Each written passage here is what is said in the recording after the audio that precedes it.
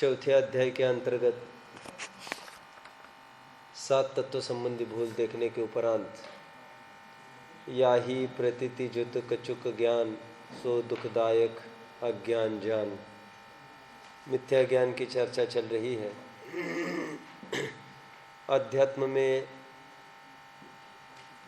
कम ज़्यादा ज्ञान से मिथ्या सम्यकपना नाम नहीं पाता। अज्ञानी भी लोक में कम पढ़ा लिखा वाला हो, अंगूठा छाप हो, उसको अज्ञानी जगत तो कह सकता है। जिनागम में अज्ञानी और ज्ञानी की यह परिभाषा नहीं है, क्योंकि जिन मार्ग तो कषाय घटाने का, मिटाने का मार्ग है, इसमें जितनी कषाय मिटी उतना जैन मार्ग प्रकट हो गया। फिर उसका समस्त ज्ञान सम्यक ज्ञान हुआ।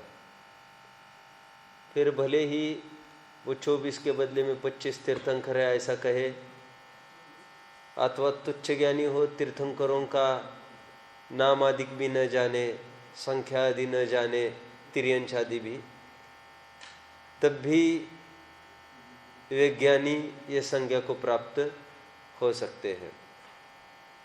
प्रयोजनभूत तत्व संबंधी यथार्थ ज्ञान होना जरूरी है। लोक में हम विचार करें, शादी किसे कहते हैं? दो जीवों के मिलन को शादी कहते हैं। और इसके अलावा अब जितनी भी परिभाषाएं करेंगे, शादी के लिए मंडप भी चाहिए, शादी के लिए इतने बाराती चाहिए, भोजन में ऐसा मेनू चाहिए, वो ग्रुप यहाँ से बुलाना चाहिए, डांसिंग ग्रुप यहाँ का, जो डेकोरेटर्स है वो ग्रुप यहाँ का वहाँ का, और खूब दुनियादारी की व्यवस्था करे। और लड़का कैसा है? नहीं, लड़का तो अभी देखा नहीं है, देख लेंगे, क्या है, कौन सी जल्दी है। और पूरी व्यवस्था, कार्ड भी छप गए, लड़के का नाम अभी तक नहीं लिखा है, उसमें कौन सी बड़ी बात है? लड़कों की कौन कमी है यहाँ पर? 15 दिन में तो कितने लड़के ढूंढ सकते हैं। और मंडप वाला सेट करके रखा, सब सेट करके रखा, सबको कार्ड चले गए। एक प्रयोजनभूत तत्व, डॉक्टर साहब तो ऐसा कहते हैं कि मियाँ बीबी राजी तो क्या करेगा काजी। काजी मुसलमानों की अपेक्षा कथन हुआ, जो फेरे पाड़ता है, भंवर पाड़ता है, उसको काजी कहते हैं। उनके निकाह की क्या पद्धति है ये अपन नहीं जानते, लेकिन अपने यहाँ का पंडित, शादी संपन्न होने के लिए 2 तत्व चाहिए बस, पति और पत्नी।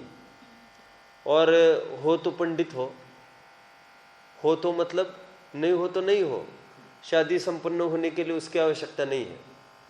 और बाकी फिर लाखों करोड़ों की जो भीड़ है वो इन्हीं के पीछे है कुछ। यदि आइन टाइम, शादी के आइन टाइम ही दुल्हे को कुछ हो जाए, और तो दुल्हा भाग कर ही चला जाए, कुछ भी हो जाए, कुछ भी संकट आ सकता है, तो कहेंगे चलो भोजन तो करके ले लो, फिर बाद में देखेंगे। ऐसा नहीं हो सकता, ठीक है? एक ऑर्डर एक साथ चली जाएगी, सब भोजन रोक दो आप भी, है ना? वहीं पर अटैक आ जाए, कुछ भी हो जाए। ये क्यों देख रहा हूं मैं इतना सारा? प्रयोजनभूत, हर एक प्रसंग में ऐसे समझ लेना, ठीक है? उसी प्रकार एग्जाम में देख सकते हैं हम, लाइनिंग, डिजाइन, अलग अलग कलर का स्केच पेन का प्रयोग, ये सब अप्रयोजनभूत है। हो तो ठीक, न हो तो ठीक। और लेकिन मार्क्स जो आपको मिलेंगे वो आपने पेपर में लिखा क्या है, प्रश्न का उत्तर, इसके हिसाब से मिलेगा। और कोई मात्र कॉलम और स्केच पेन और रंगीन स्याही से ही पूरा डेकोरेट करे पेपर को, लिखे कुछ नहीं, तो उसको ने 5 मार्क तो मिले। उसकी मेहनत तो वो, यदि वो कहे आकर भाई मेरी मेहनत तो मैंने, तो क्या मेहनत की तुमने ये तो बताओ। आप समझ रहे हैं? जैसे कोई पड़ोसी के दुकान में जाकर मेहनत करे दिन भर और यहाँ पर आकर पैसा मांग कर कहे दिन भर मेहनत करे आप कुछ भी नहीं दोगे, भाई किसके लिए मेहनत की तुमने?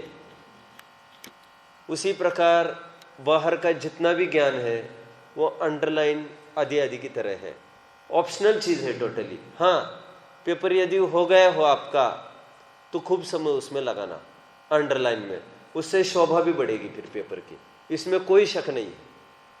और फिर 2 समान टॉपर्स होंगे तो उसमें निश्चित तौर पर आपकी तरफ ज़्यादा ध्यान देने का भाव आएगा, इसने अच्छा नीटनेस भी इसकी अच्छी है। ठीक उसी प्रकार पहले सम्यक ज्ञानी हो, ठीक है, और उसके बिना मुनिव्रत भी अंगीकार करे।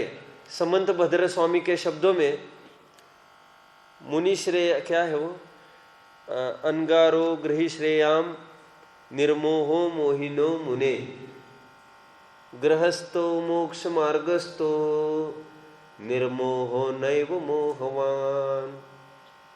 अनगारो गृही श्रेयान निर्मोहो मोहिनो मुने। क्या बोला मैंने अभी? मोही मुनि से निर्मोही श्रावक को उत्कृष्ट बताया गया है।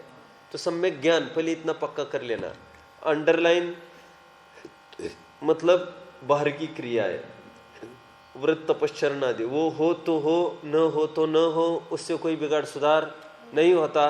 पहले तो मैं आत्मा हूँ ऐसा जानना, और उसके पश्चात यदि विशेष ज्ञान हो, वक्ता के स्वरूप में लिखा है ना टोडरमल जी साहब ने, वक्ता कैसा हो? आत्म रस का रसिया हो, औरों को श्रद्धानी कराए, क्योंकि आप ही श्रद्धानी ना हो तो दूसरों को श्रद्धानी कैसे कराए? तो स्वयं तो श्रद्धानी हो। याद आ रहा है आपको?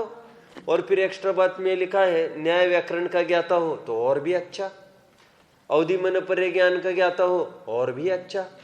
ये ऑप्शनल चीज में डाल दिया, ये हो तो और भी अच्छा, लेकिन पहले प्रमाण नहीं निक्षेप का प्रॉपर ज्ञान चाहिए। और अपन को ही ज्ञान नहीं हो दूसरों को ज्ञान कैसे कराएगा? स्वयं दृढ़ श्रद्धानी नहीं हो औरों को श्रद्धानी कैसे कराएगा? ये सब समझ में आ रहा है क्या कहा? तो मूल बात क्या आई? प्रयोजनभूत तत्वों को जानना। शंकाकार की ये शंका है, कल एक प्रश्न भी आया था, सत सतोर विशेषाद्य दृच्छोपलब्धेर उन्मतवत। तो प्रश्न ये आया था सत असत का अर्थ क्या है? सत असत का अर्थ मैं ज्ञान मात्र हूं, सत्ता का ज्ञान, मूर्तिक स्पर्श रस गंध वर्ण शरीर आदि से तद्दन जुदा पदार्थ हूं, ये असत का ज्ञान हो गया।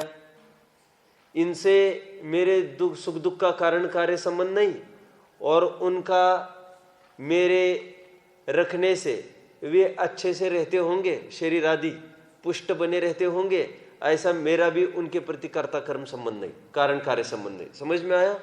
ये सत असत का ज्ञान इसको कहते हैं। सत असत के ज्ञान को ही 3 रूप में विभाजित किया था, स्वरूप विपर्यास, कारण विपर्यास, भेदा भेद विपर्यास। इनसे रहित ज्ञान उसको कहते हैं सत असत का ज्ञान। अपनी सत्ता और दूसरों की सत्ता ख्याल में आई, कब आई? जब नास्ति सर्वोपि संबंधा, जग में न हमारा कोई था, हम भी न रहे जग के साथी। न दूसरों के प्रति द्वेष, न किसी के प्रति राग, ना काहू से दोस्ती, ना किसी से बैर। बोलो क्या कबीर की क्या लाइन है वो? बीच खड़ा बाजार में, कबीर बीच बाजार में, चाहे सबकी खैर, ना किसी से दोस्ती ना किसी से बैर। ये तो कबीर ने भी लिखा ना। क्या कबीर ने क्या लिखा? हमारे किसी से दोस्ती नहीं, हमारे किसी से भी शत्रुता नहीं। ठीक है, तो ये इसको कहना सत असत का ज्ञान। कल यहाँ तक आए थे, फिर टोडरमल जी साहब और आगे बढ़ रहे हैं, और उसका ये कहना है वैसे कि जितना ज्ञान, कल भी वैसे बात आई थी थोड़ी, रस्सी को रस्सी कहा, उतने को तो सम्यक ज्ञान कहो, कल बात आई थी। मिथ्या दृष्टि के रस्सी के ज्ञान को, रस्सी को रस्सी संबंध में जो ज्ञान है उतने ज्ञान को तो सम्यक ज्ञान कहो, बाकी के प्रयोजन भूत में भले ही मिथ्या ज्ञान कहो। टोडरमल जी साहब कहते हैं ऐसे मानने में आपत्ति आती है। तो दोनों ही जीव, सम्यक दृष्टि जीव के सम्यक ज्ञान मिथ्या ज्ञान दोनों सिद्ध होगा फिर, और मिथ्या दृष्टि जीव के भी सम्यक मिथ्या ज्ञान दोनों सिद्ध होंगे। ये आपत्ति आएगी। क्यों? क्योंकि सम्यक दृष्टि भी बहुत सारी बातें नहीं जानता दुनियादारी की, और मिथ्या दृष्टि भी बहुत सारी दुनियादारी की बातें जानता है। तो दोनों के दोनों ज्ञान सिद्ध होने लग जाएंगे। हमारा प्रयोजन सेट है, ठीक है। और कह रहे हैं मिथ्या दर्शन के साथ जितना भी ज्ञान है वो सब मिथ्या ही है। एक उदाहरण देकर बात समझाते हैं। विष से मिला दूध है, वो सब विष ही है। जैसे फिर उसका प्रश्न भी है कि भाई इसका कारण कौन है? जो मिथ्या तो होते विपरीत मान्यता होती है, मिथ्या ज्ञान का कारण कौन? मिथ्या दर्शन का कारण कौन? मिथ्या दर्शन का कारण कौन? दर्शन मोह। वो तो हम जानते कह रहे, लेकिन हम पूछ रहे मिथ्या ज्ञान का कारण कौन? तो शंकाकार की शंका है, मिथ्या ज्ञान का कारण कम से कम ज्ञानावरण का उदय आदि कहो।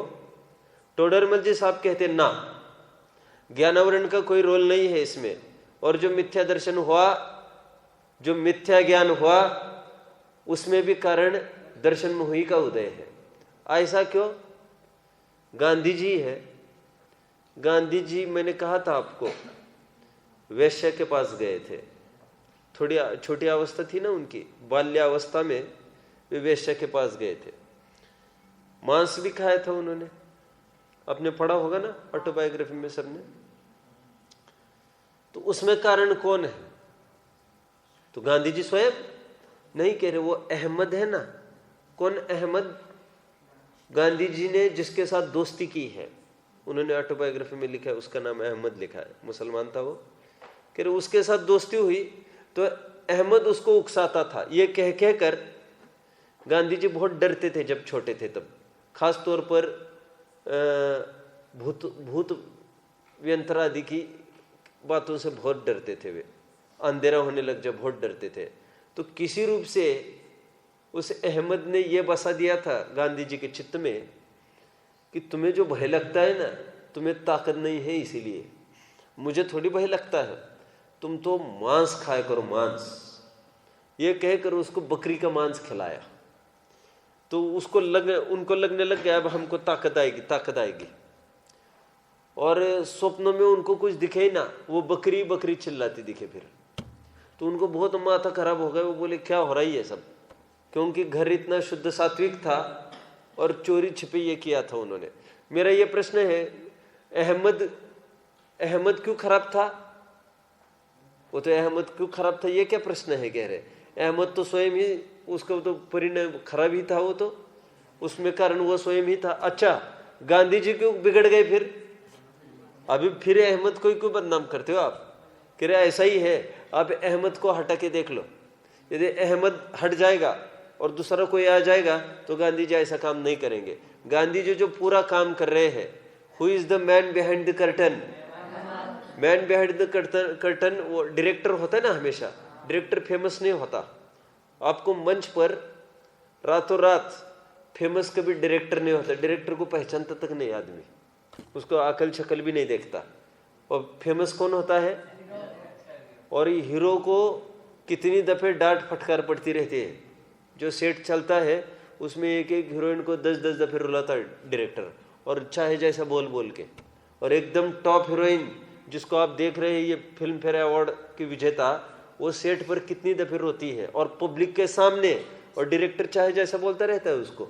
एक शॉट में भी गड़बड़ कर दी उसने। तो यदि फालतू समय जा रहा है 50 लोगों का, यहाँ पर 1 घंटा 50 लोगों का जाएगा, यहाँ पर कैमरा 25 जन लेके खड़े हैं, और तुमने थोड़ा रोल खराब किया, तुमने कहा स्वास्थ्य ठीक नहीं आज। अरे स्वास्थ्य ठीक नहीं, 50 जनों की सैलरी देगा कौन? कितनी सुननी पड़ती है। और फिर वो शॉर्ट में भी वो नहीं आ पाई तंदुरुस्ती, फटाफट आउट करके दूसरे को फिलअप करेंगे। फिर गया तुम्हारा सब कुछ, कुछ नहीं मिलेगा तुमको। मुझे क्या कहना है? और फिर भी प्रसिद्धि कौन पाता है? वो हीरो हीरोइन। और उसके पीछे मूल हाथ किसका था? डायरेक्टर का था। इसलिए बड़े बड़े फिल्म स्टार बनना है यदि किसी को, तो वो ये नहीं देखता हमको कौन कितना पैसा देगा, वो ये देखता है कि ये डायरेक्टर हमको बुला रहा है, चलो हम इसकी फिल्म करेंगे, क्योंकि इसकी फिल्म में जो भी जाए बस रातों रात होना है, हीरो बनना है आपने को। नंबर 1, आप समझ गए मेरी बात को? इतना सारा क्यों बता रहा हूं मैं? दिखता पूरा ज्ञान है सामने, लेकिन मैन बिहाइंड द कर्टन कौन है? कठपुतलियां कौन हिला रहा है पूरी? ये दर्शन मोह। इसलिए दर्शन मोह को पूरा कंट्रीब्यूशन दिया जा रहा है। ठीक है, देखे हम इस पेज को पूरा पढ़े, 86 पेज पर। ठीक है, पढ़िए भाई, कौन पढ़ेगा? कहाँ तक आए थे और कहाँ से आगे बढ़ना है? पढ़ो भाई, क्या नाम है आपका? समर्थ, पढ़ो। यहाँ प्रश्न है कि इस मिथ्या ज्ञान का कारण कौन है? बहुत अच्छा, हाँ। समाधान, मोह की वजह से जो मिथ्या भाव होता है, सम्यक नहीं होता, वह इस मिथ्या ज्ञान का कारण है। आ गई बात? मिथ्या दर्शन का कारण तो दर्शन मोह ही है, तो इसको पता ही था। अब मिथ्या ज्ञान का पूछा, उसका भी कारण दर्शन मोह बोल रही है। हाँ, जैसे विष के संयोग से भोजन, मतलब सीधी बात है, अभी जो फिल्म फ्लॉप हो गई, हीरो फ्लॉप हो गया, उसका मूल कारण भी कौन है? डायरेक्टर ही। पूरा सब वेटेज उसी को जाता है। ठीक है, हाँ बोलो। जैसे विष के संयोग से भोजन को भी विषरूप कहते हैं, वैसे मिथ्या के संबंध से ज्ञान है सो मिथ्या ज्ञान नाम पाता है। बराबर। यहाँ कोई कहे कि ज्ञानावरण को निमित्त क्यों नहीं कहते?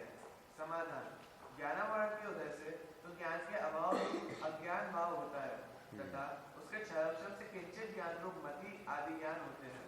यदि इनमें से किसी को मिथ्या ज्ञान, किसी को सम्यक ज्ञान कहे, तो यह दोनों ही भाव मिथ्या दृष्टि तथा सम्यक दृष्टि के पाए जाते हैं। इसलिए उन दोनों के मिथ्या ज्ञान तथा सम्यक ज्ञान का सद्भाव हो जाएगा और वह सिद्धांत से विरुद्ध होता है। इसलिए ज्ञानावरण का निमित्त नहीं बनता। ये समझ में आ रहा है सबको? प्रॉपर प्रकरण तो वही चल रहा है बहुत टाइम से, और अपना पीछे भी यही है। पूरा ये चौथा अध्याय था, प्रारंभ में भी यही तो प्रकरण चला था पूरा। प्रयोजनभूत, पहले आपको याद आया होगा, ये 66-67 पेज पर पूरा प्रारंभ ही उसका प्रश्न था, ज्ञान होवे तब तो साधन हो, और वो केवल ज्ञान होना मानता था।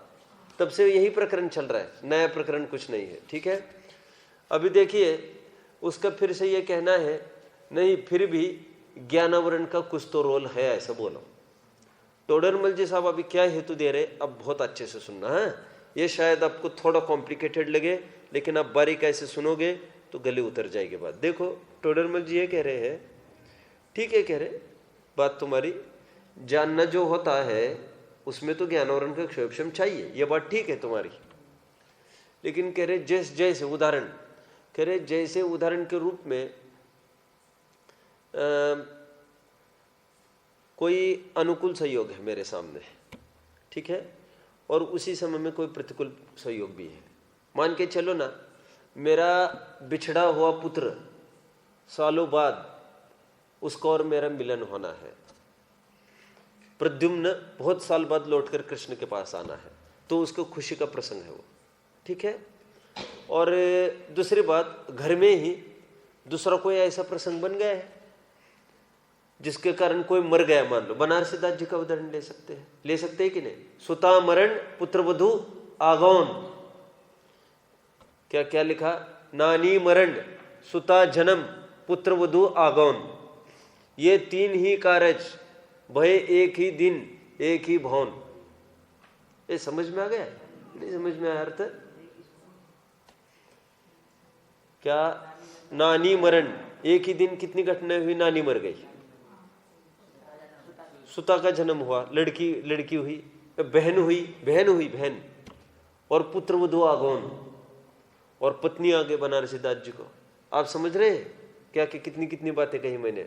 एक तो बनारसी दास जी को एक बहन हुई, और क्या हुआ, नानी मर गई, और क्या हुआ, पत्नी घर में आ गई।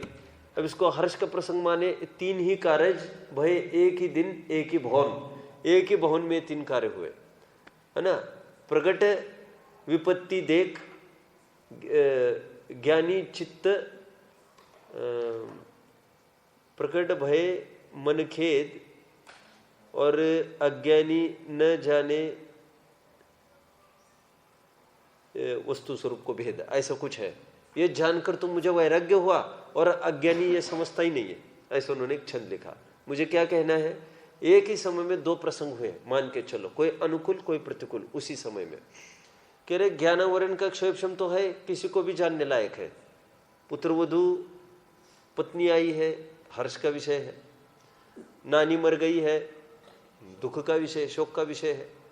तो दोनों ज्ञानावरण के क्षोभशम से दोनों का ज्ञान हो रहा है। ऐसा होते हुए भी यदि मेरे सातवेदने का उदय है तो वेदन पत्नी का होगा, अनुकूल संयोग का होगा। कह रहे हैं नानी मरने का वेदन नहीं होगा, उसका भोग नहीं होगा, उस खबर का भोग नहीं होगा उस समय में। क्यों नहीं होगा उस समय में भोग? क्योंकि साता का उदय चल रहा है। असाता का उदय होता तो फिर इसका भोग होता, नानी के मरने का, और इसका भोग नहीं होता। तो कह रहे ज्ञानावरण के क्षोभशम की इतनी ताकत है कि जानता तो दोनों को है, लेकिन जैसा उदय साता साता का होगा वेदन उसका होगा उस समय में। आप समझ रहे हैं मेरी बात को? बहुत होता है ना, अपने पास 1000 अनुकूल परिस्थिति हो और एक प्रतिकूल परिस्थिति हो। एक अपना ऐसा लो ना, 8000 पत्नियां थी रामचंद्र जी को, एक सीता नहीं है। अब उसके असाता का उदय है तो किसका वेदन होगा? सीता का। और साता का उदय है तो किसका वेदन हो रहा है?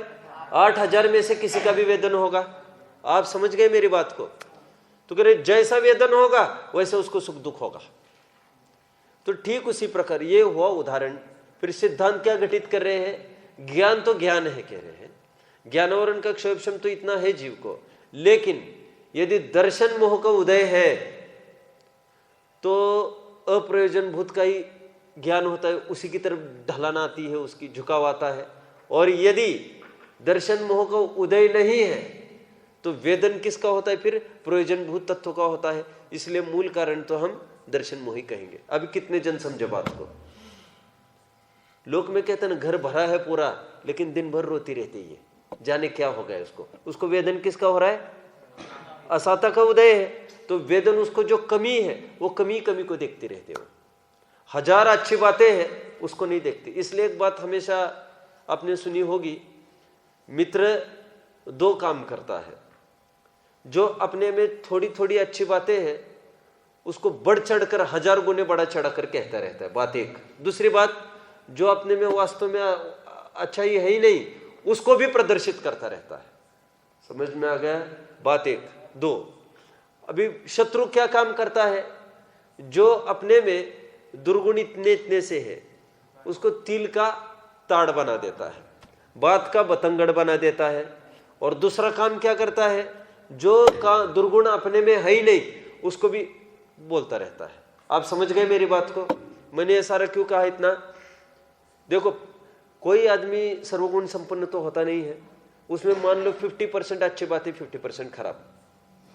तो मेरे पुण्य का उदय है तो मेरे 50% बातों को सामने वाला देखेगा ही नहीं। मैं तो 50% कह रहा हूं, कायदे से यदि मेरे पुण्य का उदय हो और 99% मेरी बातें खराब हो और 1% अच्छी हो तो उसी वही फोकस होगी।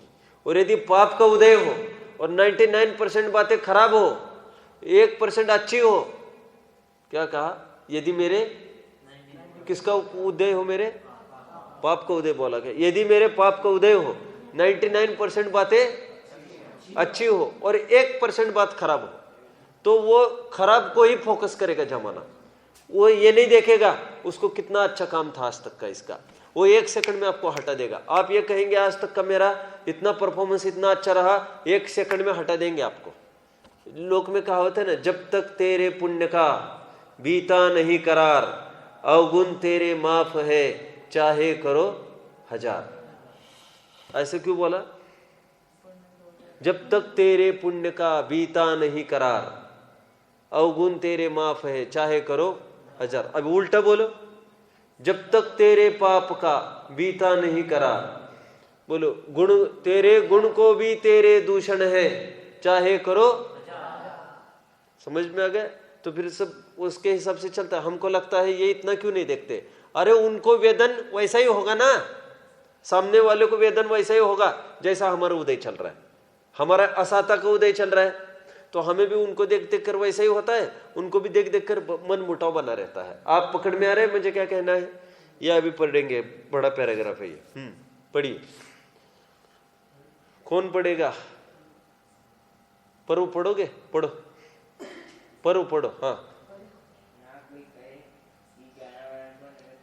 हाँ, सो रहे क्या ये? पढ़ो। या फिर पूछते हैं कि रस्सी सर्वाधिक के अयथार्थ यथार्थ ज्ञान का कारण कौन है? उसी को जीवाली तत्वों के यथार्थ ज्ञान का कारण कौन? आप समझ गए मेरी बात को? ये जिन्होंने ये किया उन्हीं को ये बोलो ना। आप तो माल मिठाई सब उन्हीं को खिला रहे हैं, और जब ये आइटम बर्बाद हो गया आप हमारे थाली में डाल रहे हैं, तो कह रहे जिनको ये सबसे पहले परोसते उन्हीं को ये परोसो ना। लोक का नियम आप समझ गए ना मेरी बात को? मान लो कोई अच्छा आइटम हो गया, सबसे पहले किसको परोसा जाएगा मेरे घर में? मुझे। यदि वो आइटम बिगड़ गया मुझे नहीं दिया जाएगा, तो फिर उनको दिया जाएगा दूसरों को। तो बच्ची ये कह सकती है क्यों आज दो ना पापा को पहले, तो अन्याय दिख रहा है इसको। उसको ये लग रहा है कि यथार्थ ज्ञान, कह रहे रस्सी साफ होने में जो ज्ञान जिसको कारण कहा, किसको कारण कहा था? ज्ञानावरण के कर्म को। तो उसी को यहां का कारण बोला ना, प्रयोजन भूत अप्रयोजन भूत का। अब क्यों बदल रहे हो बार बार? ऐसा उसका कहना है। पढ़िए। जानने में जितना अयथार्थपना होता है उतना तो ज्ञानावरण के उदय से होता है, और जो यथार्थ। अभी इसका भाव मुझे पहले बताओ, शास्त्रीय भाव क्या निकालेंगे आप? जानने का अयथार्थपना ज्ञानावरण के उदय से मतलब क्या? सच पूछो तो ज्ञानावरण के उदय से तो ज्ञान ही नहीं होता ना। ज्ञानावरण के उदय से तो ज्ञान ही नहीं होता। अयथार्थ ज्ञान कैसे लिखा इन्होंने? क्या लेंगे यहां पर? मैं तो यही कह रहा हूं, ज्ञानावरण के उदय से तो ज्ञान ही नहीं होता, अज्ञान बना रहता है। और अयथार्थ ज्ञान कैसे लिखा फिर इन्होंने? और आगे लिखा है क्षयोपशम होता है, क्षयोपशम से तो यथार्थ ज्ञान होता है, उदय से अयथार्थ ज्ञान। जबकि अभी ऊपर क्या लिख के आए? ज्ञानावरण के उदय से तो ज्ञान के अभाव रूप अज्ञान होता है। ऊपर लिखा ना, ऊपर का पैराग्राफ मिल रहा है क्या देवेश? तथा उसके क्षयोपशम से किंचित ज्ञान रूप मति आदि ज्ञान होते हैं। मति आदि ज्ञान मतलब सातों ज्ञान लेना यहां पर, ठीक है? तो अभी नीचे ही क्या बोल रहे हैं? जानने में जितना यथार्थपना हो उतना तो ज्ञानावरण के उदय से होता है, और जो यथार्थपना हो उतना तो ज्ञानावरण के क्षयोपशम से होता है। ऐसे क्यों बदला इन्होंने रोल? अभी यहां पर भी जो ज्ञानावरण के उदय से बोलना चाहते हैं, वहां पर भी ज्ञानावरण का उदय मतलब लेना यहां पर देशघाती स्पर्धकों का जो उदय है, उस उदय में ज्यादा फलदान ताकत है, इसलिए अस्पष्टपना रह रहा है। अपने पहले भी समझाया था, आपको याद होगा तो। ज्ञानावरण के उदय से तो ज्ञान ही नहीं होता, लेकिन ये कौन से उदय की बात करने लग गए फिर? जो क्षयोपशम में 3 दशा होती, क्षयोपशम में कौन सा उदय? क्षय उपशम। सर्वघाती स्पर्धकों को उदय भावी क्षय, उन्हीं का सदावस्था उपशम, और देशघाती स्पर्धकों का उदय। तो जो देशघाती प्रकृति उदय में आ रही है, वो उसमें थोड़ी इंटेंसिटी बढ़ी। देशघाती में उनकी भी इंटेंसिटी है ना, तो देशघाती स्पर्धक की इंटेंसिटी बढ़ी तो जानने में अस्पष्टता आने लग गई। आप समझ? तो उसके उदय की बात कर रहे हैं यहाँ पर, ठीक है? चलो पढ़िए। जो यथार्थपना होता है उतना ज्ञानावरण के क्षयोपशम से होता है। जैसे कि रस्सी को सर्प जाना व यथार्थपना यथार्थ जानने की शक्ति का बाधक कारण का उदय है, इसलिए अयथार्थ जानता है। हाँ। रस्सी को जाना वह यथार्थ जानने की शक्ति का कारण क्षयोपशम है, इसलिए यथार्थ जानता है। बराबर। उसी प्रकार जीवाई तत्वों को यथार्थ जानने की शक्ति होने या न होने में जो ज्ञानावरण ही का निमित्त है, परंतु जैसे किसी पुरुष को, परंतु इतना तो मान्य किया टोडरमल जी ने क्या कि जीवादि तत्वों को यथार्थ जानने की शक्ति होने या न होने में तो ज्ञानावरण ही का निमित्त है, इतना तो बोले। यस, आगे। परंतु जैसे किसी पुरुष को क्षयोपशम से दुख के तथा सुख के कारणभूत पदार्थों को यथार्थ जानने की शक्ति हो, वह जिसको असादा वेदनीय का उदय हो, वह दुख के कारणभूत जो हो उन्हीं का वेदन करता है। राइट। दुख के कारणभूत पदार्थ का वेदन नहीं करता। राइट। साता वेदन तो इन्होंने बताया, और क्या घटित कर सकते हैं आप मुझे बताओ? पुण्य पाप मतलब सातवेदनीय असातवेदनीय में घटित किया, और क्या घटित कर सकेंगे? कहा अब कहीं भी घटित कर सकते हैं। प्रशस्त प्रकृतियों में, उच्च नीच गोत्र में घटित कर सकेंगे। अभी जैसे उदाहरण के रूप में सुनिए, अपन विहाय गति में कौन घटित करके दिखाएगा? सुस्वर दुस्वर में घटित करके दिखाओ। चलो, सुस्वर दुस्वर जीव विपाक की प्रकृति है ना, इसलिए उसमें घटित होगा। ये कितने जन को समझ में? मैंने जो बोला, जो टोटली पुद्गल विपाकी प्रकृतियां है उसमें तो ऐसा घटित नहीं होगा। जीव विपाकी प्रकृतियों में ऐसा घटित होगा। कैसे? क्योंकि जैसे विहाय गति में मैं घटित करके दिखा रहा हूं, जैसे हमारी चलने की कोई स्टाइल है, पर्टिकुलर स्टाइल है, तो वो यदि हमारी प्रशस्त विहाय गति का उदय है तो हमें ऐसा फीलिंग होता है कि हम बहुत अच्छा चलते हैं, और अप्रशस्त विहाय गति का उदय है तो हमें ऐसी फीलिंग होती है कि लोग न जाने हंसते हैं हमारी तरफ देखकर, हम अच्छा चलते ही नहीं है। आप समझ रहे मेरे बात को? होता है ऐसा। ये जीव विपाक की प्रकृति कही है इसको। और जानते हो यशस कीर्ति प्रकृति है ना, ये जीव विपाक की प्रकृति कही। इसका मतलब लोक में अपनी कितनी प्रशंसा हो रही है, इसको यशस कीर्ति प्रकृति नहीं कही उन्होंने नामकर्म की। इसको ये कह रहे हम ये फील करते हैं कि लोग मुझे कितना बड़ा समझते हैं, ये यशस कीर्ति का उदय है। और यशस कीर्ति का उदय लोक में तो चल रही होगी प्रशंसा, लेकिन ये समझते लोग मेरे बारे में, वे थोड़ी मेरे बारे में अच्छे कहते हैं, उनका थोड़ी अच्छा गुडविल नहीं है, वो सब ऐसे ही मेरे बारे में बोलते रहते हैं। अयशस कीर्ति का उदय मतलब it depends on how we feel. एक बार भी मैंने बोला था ये जीव विपाक की प्रकृतियां है, उच्च नीच गोत्र भी ऐसा ही है।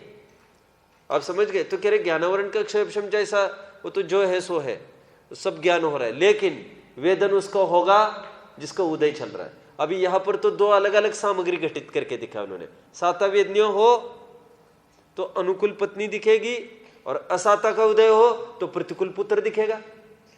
दोनों का सहयोग चल रहा है इसके साथ। आप समझ गए मेरी बात को? जब भी आपको थोड़ा सुख भोग रहे आप, तो उस समय समझना आपको सातवेदनी का उदय। जब दुख भोग रहे तब समझना आप असाता का उदय। फिर जितना भोगे, ठीक है? तो ज्ञानावरण ही से है तो दोनों को जानो, फिर जानो ना, फिर इसको नहीं उसको जानो।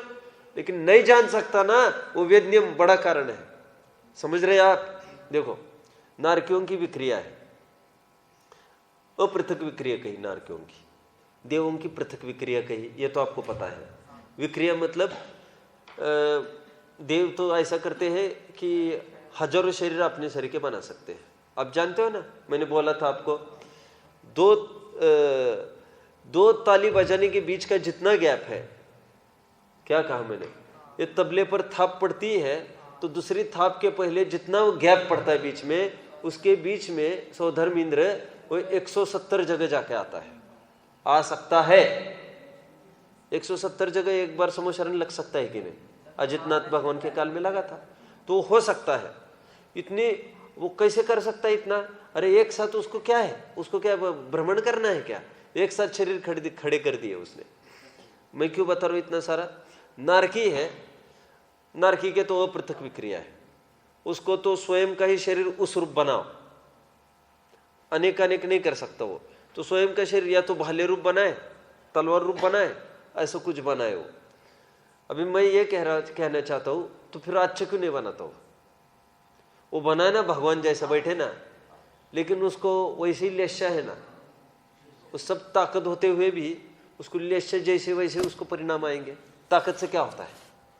ताकत से क्या होता है? उसका परिणाम ही वैसा है। इसलिए ठीक उसी प्रकार बोलो, ज्ञानावरण के क्षयक्षम से क्या होता है? वो जैसे साता का उदय है, वो वैसा वो फीलिंग करना है उसको। ओके? और सिद्धांत क्या घटित करना है? ज्ञानावरण का क्षयक्षम तो प्रयोजनभूत अप्रयोजनभूत दोनों को जानने का है, लेकिन दर्शन मोह का उदय हो तो वेदन अप्रयोजनभूत का करता रहता है, जिसमें कोई सेंस नहीं, उसी को देखता रहता है। आप समझ गए? और हीन ज्ञान हो और प्रॉपर जगह लगाता हो, उसका काम हो जाएगा। एक जगह एक बार मुझे एक जन ने कहा, चलो इसको पूरा करो, फिर मैं करूंगा। बोलिए, पढ़िए।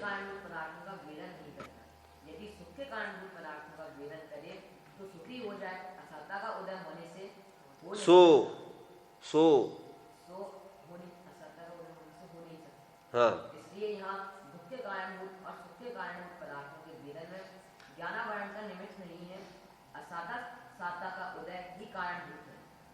उसी प्रकार जीवा में प्रयोजनभूत जीवादि, उसी प्रकार जीव में प्रयोजनभूत जीवादि तथा अप्रयोजन अन्य को यथार्थ जानने की शक्ति होती है। वहाँ जिससे मिथ्यात्व का उदय होता है, वह तो अप्रयोजनभूत हो, उन्हीं का वेदन करता है, जानता है, प्रयोजनभूत नहीं जानता। यदि सुनिए, हाँ यदि वो प्रयोजन भूत को जाने तो सम्यक दर्शन हो जाए, परंतु वह मिथ्यात्व का उदय होने पर हो नहीं सकता। इसलिए यहाँ प्रयोजन भूत और अप्रयोजन भूत पदार्थों को जानने में ज्ञानावरण का निमित्त। यहाँ पर ना नीचे से तीसरी लाइन, यदि प्रयोजन भूत को, यहाँ पर प्रयोजन भूत करो, अप्रयोजन भूत है ना, उसमें प्रयोजन भूत सही है, और फिर नया जो छपा उसमें मिसप्रिंट है। यहाँ पर यदि प्रयोजन भूत को जाने तो सम्यक दर्शन हो जाए, अप्रयोजन भूत होगा यदि तो उसको क्या हटा दो वहां का। ओके चलिए, हाँ पढ़िए, वहां से पढ़ो फिर से, यदि नीचे की लास्ट लाइन, हाँ यदि, हाँ यदि प्रयोजन भूत को जाने तो सम्यक दर्शन हो जाए, राइट, हाँ परंतु वह मिथ्यात्व का उदय होने पर हो नहीं सकता। इसलिए यहाँ प्रयोजन भूत और अप्रयोजन भूत पदार्थों को जानने में ज्ञानावरण का निमित्त नहीं है, मिथ्यात्व का उदय अनुदय ही कारण है। बराबर है, ठीक है। अपने मुद्दे की बात है यहाँ पर, कैसे जानना जिससे हमारा प्रयोजन सदे, ठीक है। वो साल भर जानना कि 2 साल भर जानना, ये बात नहीं है, हमने 1 सेकंड में पहचान लिया। देखो सुनो सुनो, किसी ने कहा कि कपड़े की दुकान में कोई आया, साहब कुछ माल खरीदी करना था। उससे पहले मालिक ने पूछा किसी को, भाई आप जानते हो, आप ये आपका नाम बता रहे हैं। उन्होंने फोन पर पूछा मुझे कि साहब ये आपका नाम बता रहे हैं, आप इनको जानते हो? उन्होंने कहा जानता हूँ। ठीक है साहब, रखता हूँ फिर मैं, जय जिनेंद्र। और फिर वहां पर उन्होंने 10,000 का माल उसको दे दिया। और फिर दूसरे दिन में मेरे पास आए, साहब वो बोले थे शाम तक पैसे लाएंगे, वो तो लाए नहीं। आपने कहा था जानता हूँ, जानता हूँ, मैं उनको बहुत अच्छे से जानता हूँ, ये जानता हूँ कि कभी पैसे देने वाला नहीं हो तुम्हारा आदमी। वो चूना लगा के चला गया, तेरे पहले 10 जनों को लगाया उसने। तो जानता हूँ मतलब क्या, आप समझ गए? जानता हूँ मतलब किस रूप से तुमने पूछा था, हमको क्या पता, तुमने पैसे की डीलिंग संबंधी कोई बात की थी क्या?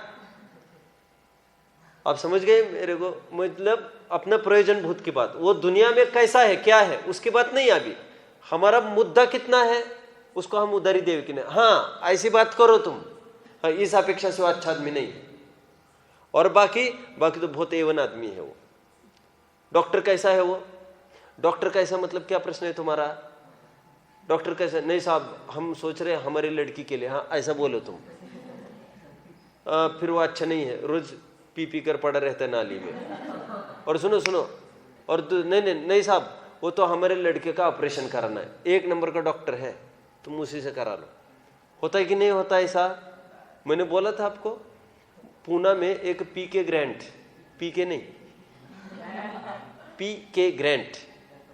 अब वो बहुत साल पहले का सुन रखा है मैंने। वो तो कब, जब मैंने देखा था ना उसको, वो कब देखा था मैं था 10वीं में, अभी तो कब का चला गया होगा। तब 105 उम्र का था वो, 105।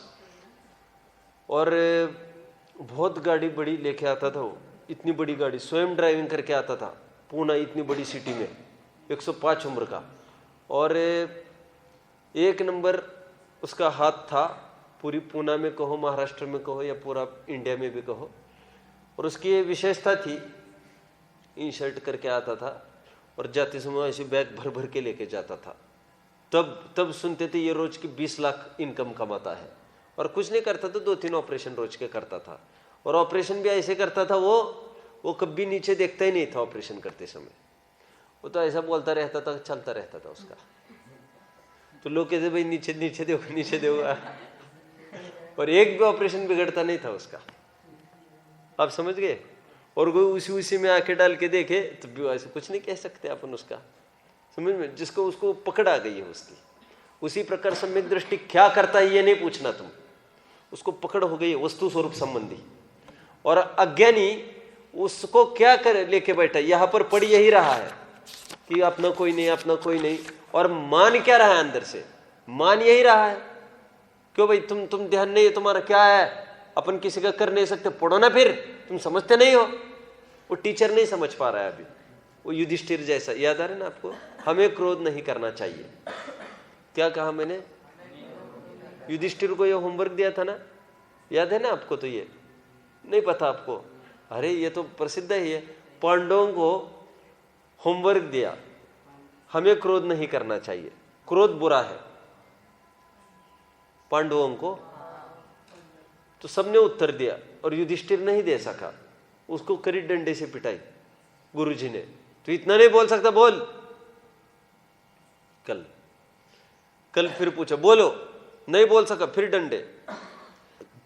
10वें दिन वो बोला, गुरुजी हमें क्रोध नहीं, बोलो कहने के पहले वो खड़ा रहा, बोला गुरुजी हमें क्रोध नहीं करना चाहिए, क्रोध बहुत बुरा है।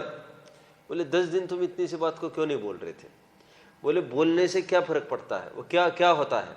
जब आप डंडे लगाते थे तो भयंकर गुस्सा आ जाती थी हमको, और आज आपको नहीं पता ये घटना महाभारत की।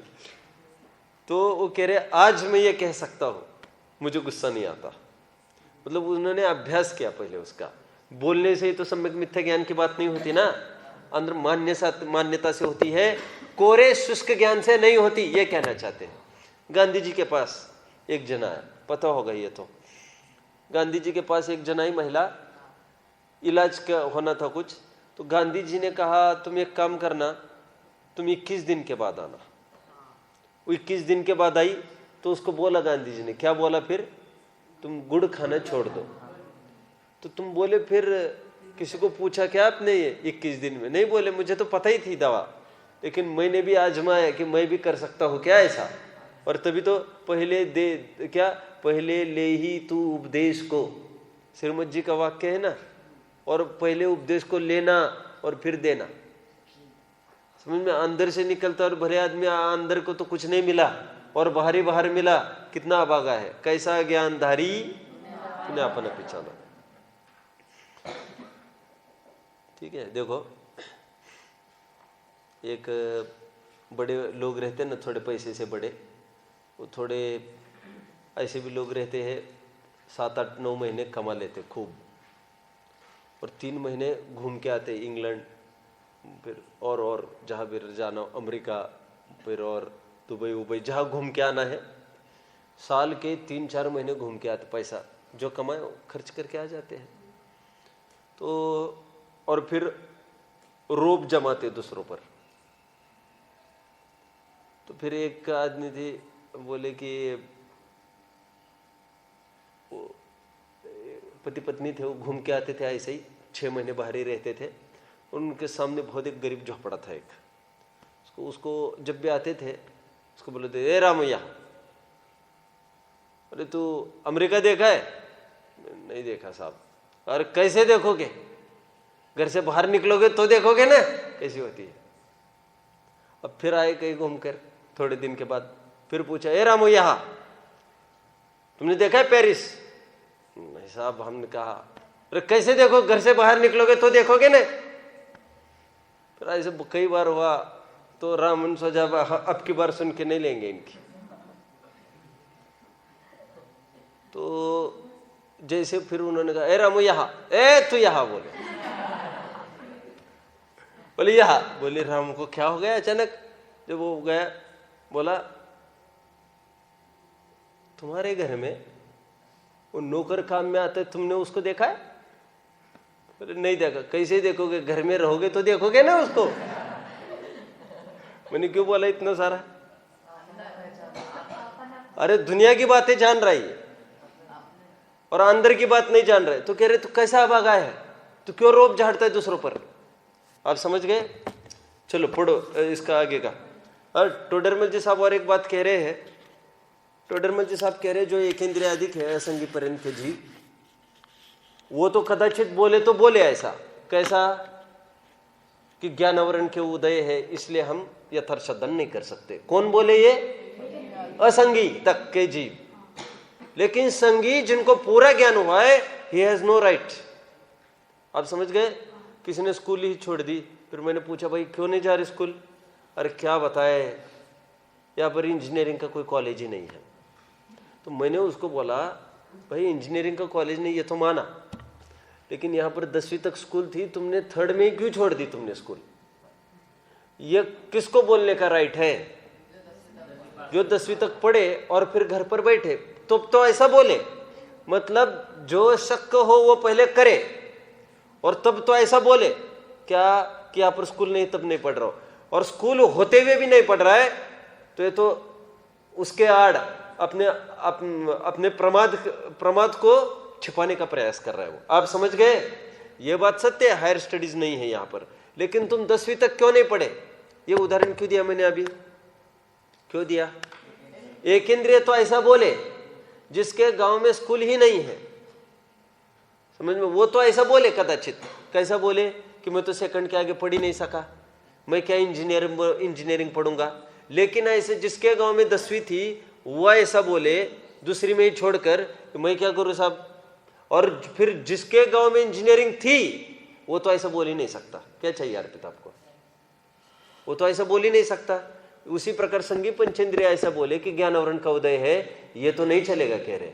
पढ़िए पूरा। यहाँ ऐसा जानना कि जहाँ एकेंद्रियादि आदि में जीवादि तत्व को यथार्थ जानने की शक्ति ही ना हो, वहाँ तो ज्ञानावरण का उदय और मिथ्यात्व के उदय से हुआ मिथ्या दर्शन इन दोनों का निमित्त है। तथा जहाँ संगी मनुष्यादि में क्षयोग समाधि लब्धि होने से शक्ति योग और ना जाने, वह मिथ्यात्व उदय का निमित्त जाने। बराबर। एक इंद्रिय अधिक में तो कह रहे ऐसा बोले, तुम्हें ऐसा बोलने की कोई तुम नहीं बोल सकते। देखो अक्सर ऐसा होता है,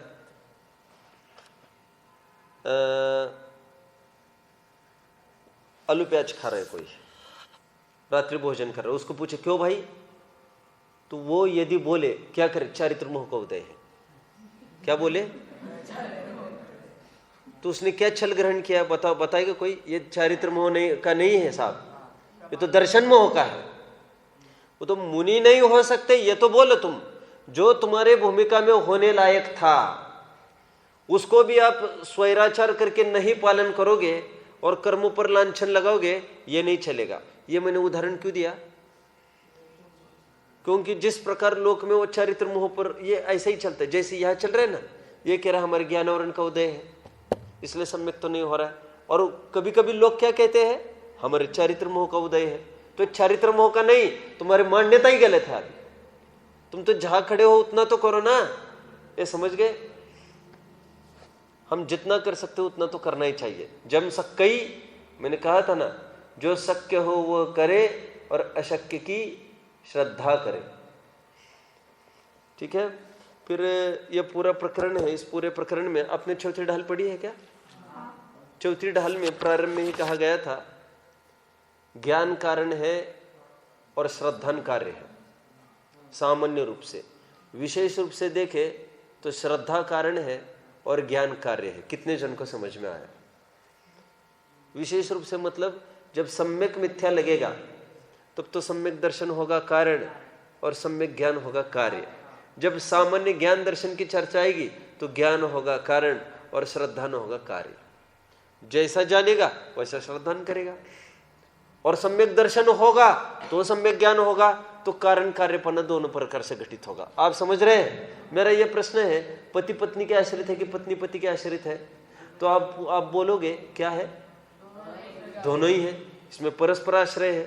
वो सिम्बोसिस होता है, सिम्बोसिस कहते हैं ना उसको, उस पर्टिकुलर बायोटिक रिएक्शन है सिम्बोसिस। सिम्बोटिक तो एक एडजेक्टिव में डाल दिया आपने उसको, लेकिन what is the phenomenon called as? वो फिनोमिनन को तो सिम्बोसिस बोलेंगे ना। सुनो, सिम्बोसिस मतलब वो एक दूसरों को परस्पर आश्रय, मतलब हम तुमको हेल्प करेंगे, तुम हमको हेल्प करना, होता है ना ऐसा। सिम्बोसिस के लिए कौन सा उदाहरण दिया जाता है बायोलॉजी में? वो रूट्स होते हैं, लेगुमिनस रूट्स। सिम्बोसिस नोडल्स में कुछ होता है ना, फिर वे भी इनके लिए उपकारी होते हैं और उसको भी उनसे फूड मिलता है, ऐसा कुछ होता रहता है ना। ऐसा कुछ। सुनिए, मैं क्यों बता रहा हूं? ये पत्नी आश्रित है पति के, किस अपेक्षा से? सुरक्षा के रूप में। और पति ने पूरी जिम्मेदारी ले ली है, तुम चिंता नहीं करना, मैं सुरक्षा करूंगा, पैसे आदि की व्यवस्था मेरी। और पति कैसे आश्रित है पत्नी के? रोज की रोटियां करोड़पति भी क्या होटल में खाएगा क्या?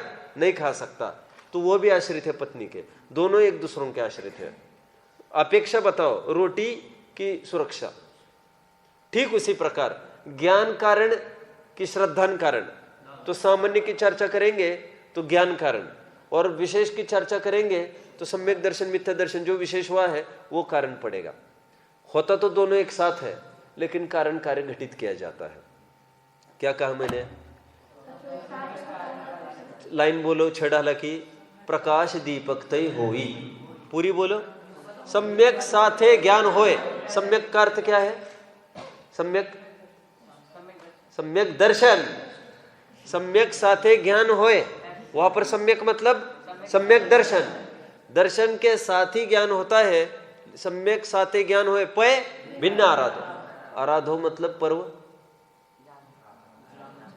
आराधना करना, खूब भजन गाना है। क्या करना? आराधो मतलब ज्ञान करना है। सम्यक साथे ज्ञान होए पे भिन्न आराधो। आगे लक्षण श्रद्धा जान दुहु में भेद अबाधो। लक्षण श्रद्धा जान, ऐसे क्यों लिखा लक्षण श्रद्धा जान? जान मतलब ऐसा जानो, हाँ? जान मतलब क्या? ऐसा जानो।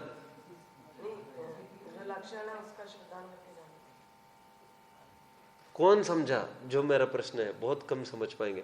वहां के लाइन का अर्थ पूछ रहा हूं मैं। लक्षण श्रद्धा जान, इसका अर्थ क्या? बोलो।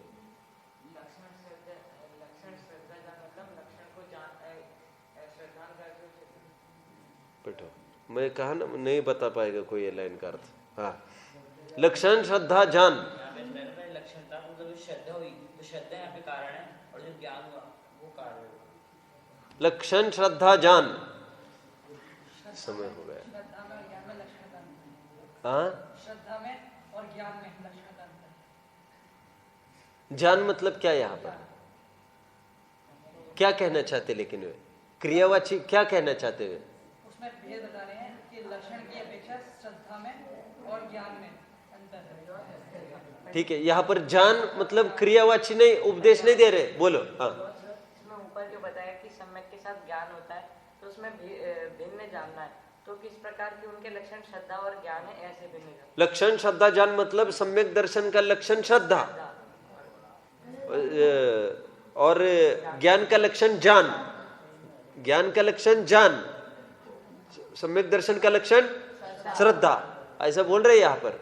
लक्षण श्रद्धा जान दुह में भेद अबाध। बैठिए, ठीक है। अब ये पढ़ना ही है अपने को, पढ़ के पूरा कर लो। चलो जल्दी पढ़ो कोई। इसलिए मिथ्या ज्ञान का मुख्य कारण दूसरा वर्ण को नहीं था, मोह के उदय से हुआ भाव वह कारण का है। बराबर। हाँ, ये प्रश्न है कि ज्ञान होने पर श्रद्धा होता है, इसलिए पहले मिथ्या ज्ञान का हो, बाद में मिथ्या दर्शन का हो। समाधान है तो ऐसा ही जाने बिना श्रद्धा कैसे हो, परंतु मिथ्या और सम्यक ऐसी संज्ञा ज्ञान को मिथ्या दर्शन और सम्यक दर्शन के निमित्त से होती है।